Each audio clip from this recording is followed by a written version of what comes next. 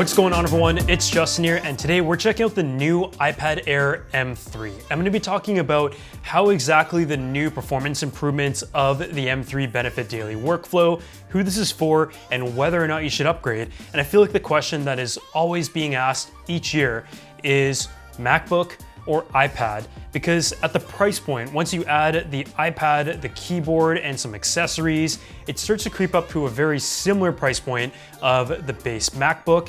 And I feel like the decision is made quite tough, especially as the performance of the iPad and its capabilities continue to catch up to those of a laptop. And it's something that I'm still trying to figure out today. And I feel like the iPad has some very specific use cases that are very specific to a tablet, but at the same time, I'm personally someone who usually needs a laptop for a lot of the work that I'm doing. So let's go ahead and jump into it.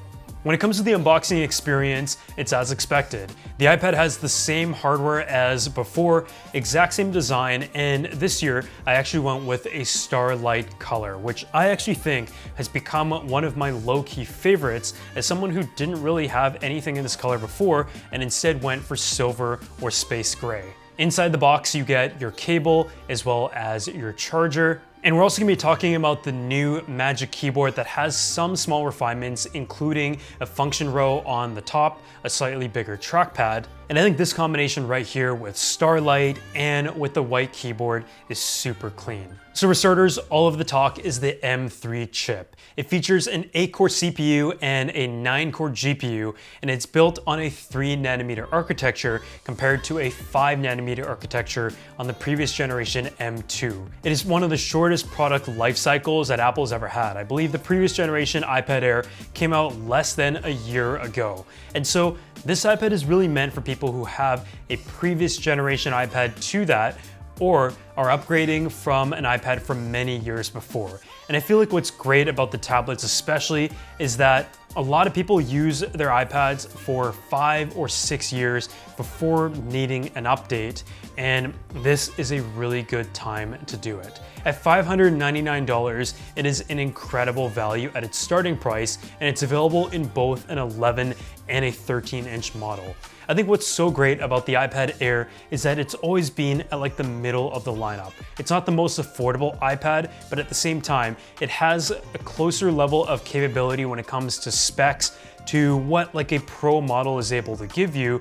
And similar to the MacBook Air versus the MacBook Pro, for 95% of users out there, you're gonna find that the iPad Air delivers everything that you need to on a daily basis and then some, to the point where you don't really need to even consider the iPad Pro. It's 3.5 times faster than an A14 iPad Air and 2 times faster overall than the M1 iPad Air. And so if you're even upgrading from a few generations ago, that difference is substantial. I found it very impressive when Apple started adding their M chips to the iPad, because it showed that a desktop or laptop level performance was doable on a tablet form factor.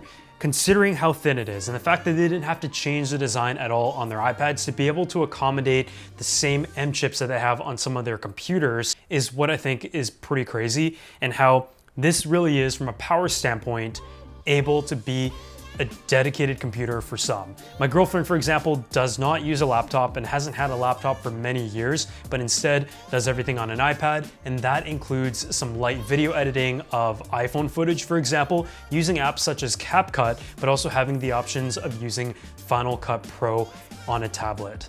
The apps have gotten so good, I wouldn't say it replaces a desktop experience just yet, but the app experiences of certain programs such as Final Cut and DaVinci and the Adobe Collection are ones that I actually use over a desktop experience. I edit all my photos actually on a tablet or a smartphone, and so I can see why, for a lot of people, this is like the perfect sweet spot of a dedicated machine for administrative and creative work. At the same time though, you also have the option to use a pencil, and that is something that you can't do on a laptop. For some digital artists out there, people who like to take notes and like to annotate things, having the option to use an Apple Pencil is amazing.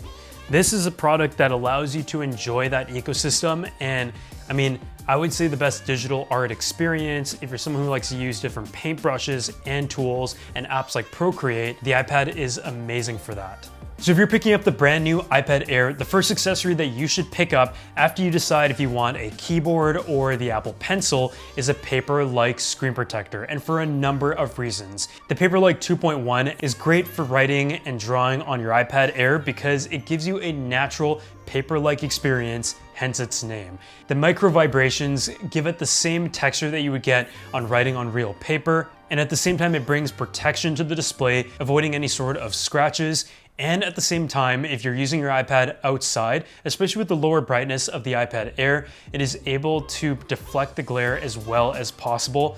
And it's also just doing a great job of hiding fingerprints, and I just really love its experience. They also make it very easy to install, and they include two of them. They make it for the iPad mini, the iPad Pro, and the iPad Air. Paperlike also makes a great folio case if you don't need the keyboard, as well as a grip for your Apple Pencil.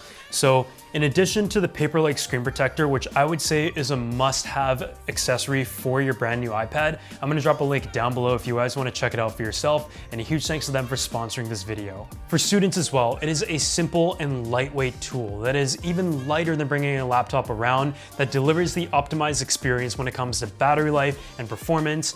And when it comes to multimedia, I personally like to enjoy it on an iPad more than any other device. But from a capability standpoint, the iPad is truly able to handle it all. When it comes to the display though, it lacks an OLED panel, and it also only has a refresh rate of 60 Hz, which kind of feels like a bit of bottlenecking going on here to differentiate it from the Pro. For some people, that's gonna be a big deal breaker, and it definitely takes away from the experience if you're using like the Apple Pencil, for example. But if you're just enjoying like day-to-day multimedia, admin tasks, and you honestly just want the performance and don't really care about that, then I mean, the cost savings are definitely reflected there when you compare it to the iPad Pro. The Magic Keyboard, on the other hand, is an accessory that I really like to use on the iPad. And for many years, instead of bringing a MacBook on travel, I would just take an iPad with a keyboard combination if I just had to do like email and general tasks when I was traveling.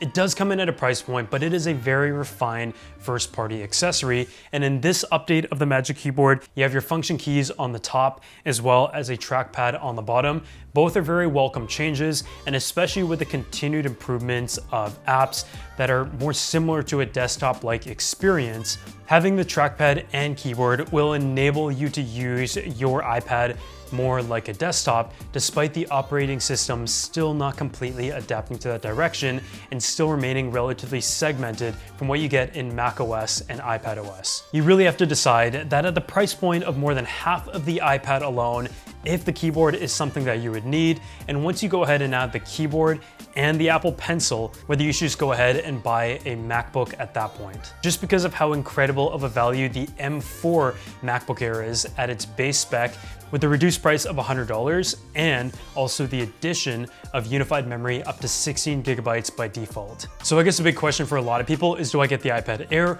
or do I get the iPad Pro? And I mean, for 95% of people watching this video, the iPad Air makes the most sense. But I think what makes the decision a little bit easier is that most people aren't going to need the performance that the iPad Pro is able to deliver.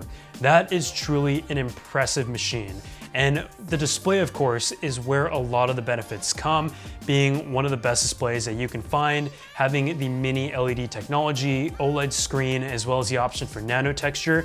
I mean, that is what you really do spend the money on if the display is one that is important for your daily workflow. And I think especially for professionals, that makes a lot of sense. When you want the MacBook Pro display on an iPad, that is really the only way to get it. But if you're just looking for great power, a really solid display, extreme portability, impressive battery life, and the versatility as well, then the iPad Air is the one to go ahead and purchase. And even compared to the M2, the performance improvements are pretty decent.